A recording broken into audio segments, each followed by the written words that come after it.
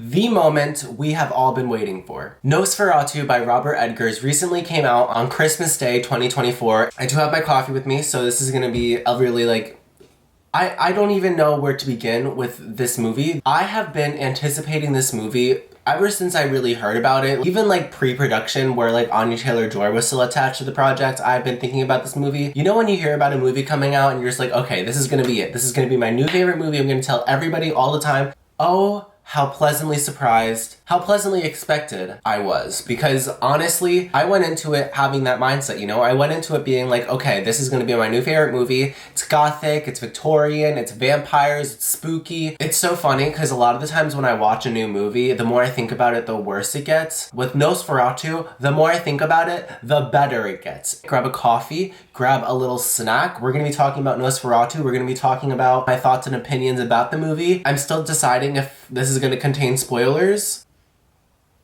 So as soon as I heard Nosferatu was gonna be by Robert Edgars, I immediately was like, who the fuck is that? But then, to my knowledge, and when I did my research, I was like, oh, so this is the brilliant master who made The Witch, Lighthouse, and just like all around like really scary movies that really give off that scary movie vibe. I feel like nowadays scary movies really rely heavily on just like corny and cheesy jump scares and just like really bad plot lines if we're gonna be so for real. Not with Robert Edgars. Oh no. His movies don't rely heavily on jump scares. Yes, there are jump scares in his movies. However, the storyline, the characters, like just the overall feel and ambience, and just the overall feel of the movie really creates this creepy, unsettling, like feeling. When I found out it was being made by Robert, I was like, okay, so this is gonna be an insane movie. I have all the hope in the world for this movie and how it's gonna be. And I already did like a deep dive on the behind the scenes interviews, and for how fresh it is, like I literally saw it the day after it came out. It's, there's obviously not a lot of stuff on it yet. Like, you know how when you finish a movie, you just like do everything you can to absorb as much knowledge as you can about the movie? That's how literally this was. Go back to what I was talking about. Sorry, I'm going on like, I'm branching off of 3 different conversations right now with myself. So Nosferatu, I saw it the day after Christmas, and this Christmas, I feel like everyone was sick. I don't know if it was just like my area or like whatever it was, but also I got sick. I was opening presents. The following day, I did see Nosferatu with my friends. We saw it at 10 o'clock, and that was like the latest I've ever seen a freaking movie. And honestly, I was so excited. My friends were like, oh, let's go see it at 10 o'clock. And I was like, 10 o'clock? Damn. But like, I was like low-key down because I feel like that would just be the perfect vibe. I'm no film expert, but actually you can call me one because I am taking a film appreciation class next semester. Not enough praise can be given to this movie, and I loved it so much. Like, I want to watch it again before you go like with your children, or like, you know, when you go with your mommy and daddy, like whatever. This is not that type of movie. I'm telling you right now, get out of your car, unbuckle those seatbelts, and go back in the house and go by yourself, because this is not the type of movie where you go with your family. As much as you'd like it to be, you know, oh, like the day after Christmas holiday movie, yay. No. So when the movie started off, I was already like shaking in my boots low-key. I was like, okay. The theater was packed. Like, people were ready to see this movie. I never saw the original Nosferatu, so I really went into this blind. I went into this movie not looking at any trailers, not reading about what the movie is going to be about, not watching many interviews. I feel like it's known movies are better when you really go into it blind. So I really went into this completely blind, not knowing the original storyline of Nosferatu, not even reading the book of Dracula, which like Nosferatu is heavily based on. I really went into this blind. I had no idea what to expect. I knew that Lily Rose Depp was playing Helen. I knew Billy Skarsgård was playing Nosferatu, or Count Orlok. Lily Rose Depp did such an amazing job, and I really do think that she's gonna be meant for more roles like that in the future. Like, that is just like where she shines, in my opinion. Literally the entire time in the theater, our seats were right next to the fucking speaker, so every time a jump scare happened or anything loud, it was like I overall think that the movie did such an amazing job at like capturing that eerie, gothic, spooky Victorian vibe. So the characters were all insanely well played by each and every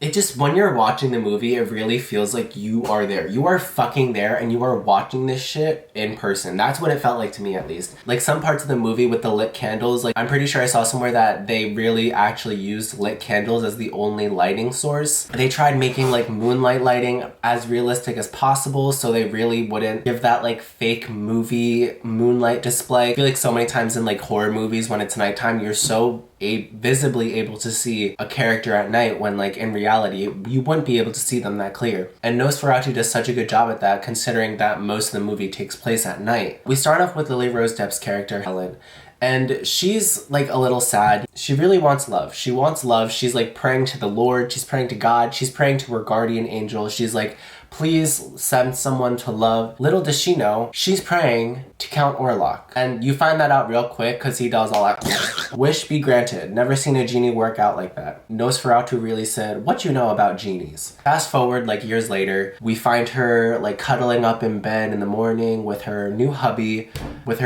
Thomas. She's like doing fine, but this is years later after she made her little like wishy wish. Thomas, he's a real estate agent. He's really like out in the world making money. He's given like this job opportunity. He's given to Count Orlok, and he goes out to the castle for where Count Orlok is. Me explaining this like is not going to give the justice of seeing it because so much goes on in between. Anyway, long story short, he goes out to Count Orlok's castle. Little does he know, Count Orlok is all... Now, I'm not going to say what he looks like because they've done a really good job at hiding what he looks like, and you're really only able to see what he looks like if you see the movie. Yeah, he's really scary. And I think that's like honestly what built my anticipation up more, is because like I've heard so much about what Bill Skarsgård looks like as Nosferatu and stuff. And when I finally saw it, dude, jaw dropped. He is insane. And I found out like after I finished the movie, I was like, there is no chance in hell that is like Bill Skarsgård's voice, right? It was. It literally was. He trained with like an opera singer to lower his voice like an octave. I think I'm using the right terms. That shit is dedication. Like, dude, actors are crazy. He goes to Count Orlok's castle, and that's where he meets Count Orlok to move him to the town that his wife is in. But while Thomas is away, Ellen, his wife by Lily Rose Depp, is having these like possessive episodes at night. So Thomas is staying over at Count Orlok's crib. You know, he's like having the time of his life. Not really. He's actually like petrified in fear and everything. Thomas is like, something's not right. And we find out that Count Orlok has been drinking blood from him at night. But yeah, so all of that happens and we're like... Eventually, he signs the contract with Count Orlok, and Count Orlok's like, okay, I'm coming over to your town, and I'm gonna fuck. He comes over in this like sailboat in a crate. He brings a plague over to this town of people. I'll let the rest like unravel on its own. If you want to go see it, go see it. So overall, I just want to say the actors did their thing. Dude, the acting in this movie is like, I forgot I was watching a movie, dude. It is like, the acting in this movie was just so insane. Bill Skarsgård as Nosferatu was like jaw-dropping every time he came on screen. I was like, there's no fucking way that's a real person. Lily Rose Depp did her thing with playing the possessed wife. Oh god, dude. So good. And like, just everything about this film is everything I hoped for. It really is that like gothic Victorian movie that has been missing. Now, I'm not even gonna lie, when I heard about that pigeon scene, I was like, please have mercy. Cause like, I was really scared going into that scene. It did its thing. It really did its thing. I was so amped up for this movie and I was just blown away. And I'm not gonna lie, when I first saw it, I was like, oh, I'm really confused about what's happening. Like I said before, I went into this completely blind. I had no story prep. I literally just had no idea what to expect from this movie. When I left that theater, I was a changed person. I was a changed man. If you're going into Nosferatu expecting, you know, fucking Twilight or some shit like that, expect to be disappointed. I tried talking about what the movie was about without like heavily spoiling it. Obviously, my explanation of how the movie goes does not give it justice. So if you really are interested in seeing it, I definitely recommend going and seeing it for yourself. It is worth it, I am telling you. If you're really into those Victorian, spooky, gothic movies, go and see it. That's what I'm saying right now. Go and see it. I am not paid by Nosferatu in any way, imagine. I cannot wait to see many more interviews come out, many more behind the scenes footage, more director interviews. Thank you guys so much for watching. If you made it to this point, subscribe to my channel for new videos every week. If you saw Nosferatu, let me know what you thought about it in the comments down below, and I will see you guys in the next one.